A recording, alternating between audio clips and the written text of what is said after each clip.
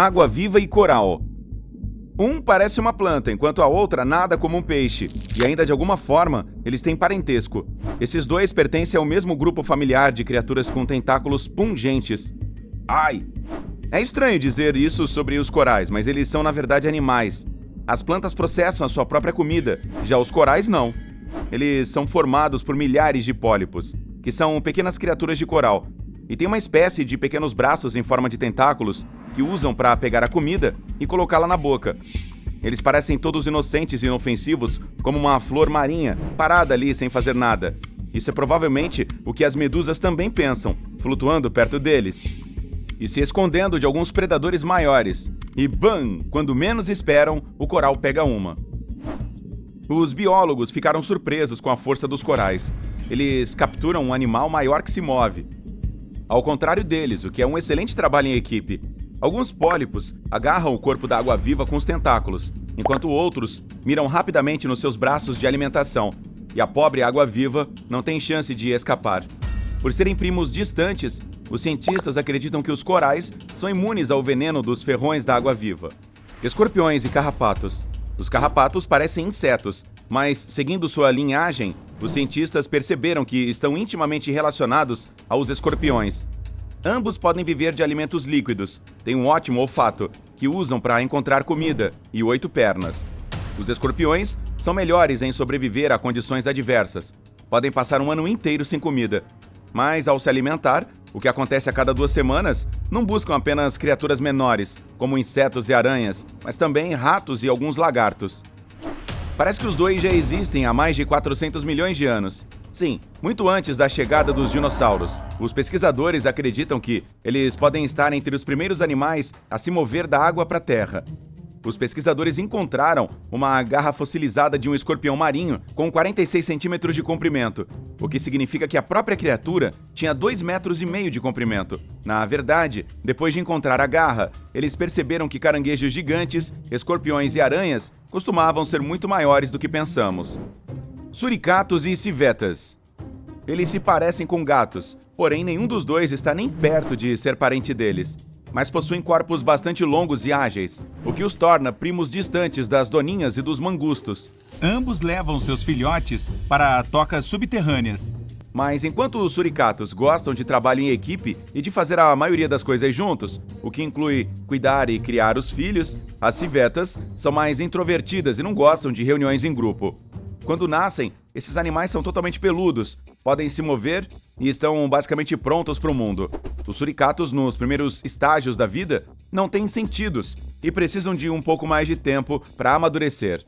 No entanto, quando adultos, eles são muito resistentes, fortes o suficiente para sobreviver ao veneno de cobras, e têm seus próprios métodos de captura de escorpiões, além de excelente visão e a capacidade de sobreviver sem água. Só obtêm líquido do que comem. As civetas são noturnas, enquanto os suricatos gostam de uma boa soneca à noite, sendo ativos durante o dia. Humanos e cangurus. Bem, meio que dividimos nossos caminhos cerca de 150 milhões de anos atrás, mas ainda temos uma linhagem comum e, como os cientistas descobriram alguns anos atrás, um genoma quase idêntico. Isso pode nos dar mais respostas sobre como éramos naquela época. Bom, eu não estava por perto naquele tempo. Embora a mão direita seja dominante na maioria dos humanos, alguns de nós somos canhotos. Para os cangurus é o mesmo. Depois que começaram a andar sobre 2 pernas, ficaram com as 2 mãos livres para realizar outras tarefas, quando um lado naturalmente se tornou dominante. Como a maioria dos mamíferos, os cangurus têm a cauda para um melhor equilíbrio, principalmente na corrida. Na nossa árvore genealógica evolutiva, a cauda desaparece. Gorilas, chimpanzés ou outros primatas, incluindo nós, não a possuem. Animais de 4 patas precisam de muita energia para cada passo que dão, enquanto nós podemos andar sobre 2 mais facilmente por causa da gravidade. Cada vez que damos um passo, ela meio que nos puxa para frente. Dessa forma, usamos 25% menos energia do que andando de 4. Então, agora não precisamos de caudas para nos equilibrar. Formigas e abelhas. Se houvesse uma reunião de família, as abelhas não convidariam as vespas. Os cientistas costumavam pensar que as formigas eram as parentes mais próximas das vespas, mas o parentesco é apenas com algumas espécies, como vespas cavadoras e mais provavelmente as abelhas. Tanto as formigas quanto as abelhas têm olhos específicos compostos por outros olhos minúsculos e antenas. Ambas são sociais, vivem em grupos maiores, são trabalhadoras e apreciam muito as atividades em equipe. Elas constroem ninhos e voltam para lá depois de comer. Também são socialmente responsáveis.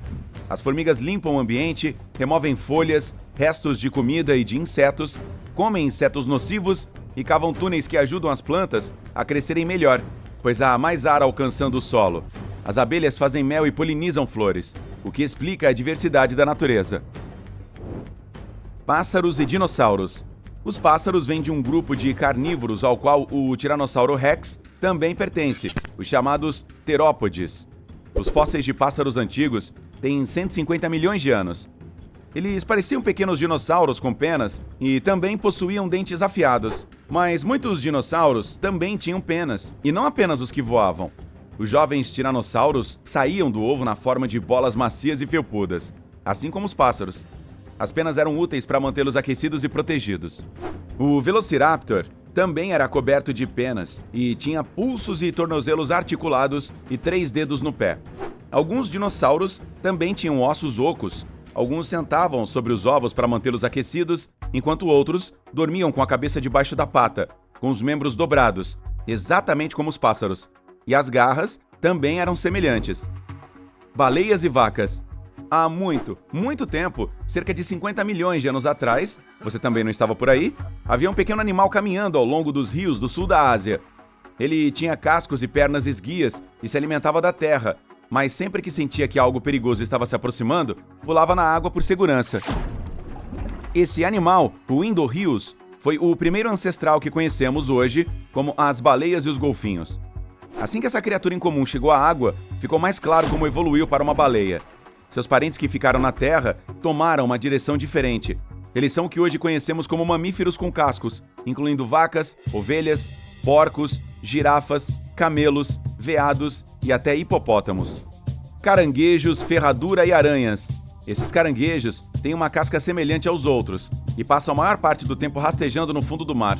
Mas, apesar disso e do nome, são mais relacionados a aranhas do que a caranguejos com quem provavelmente andam.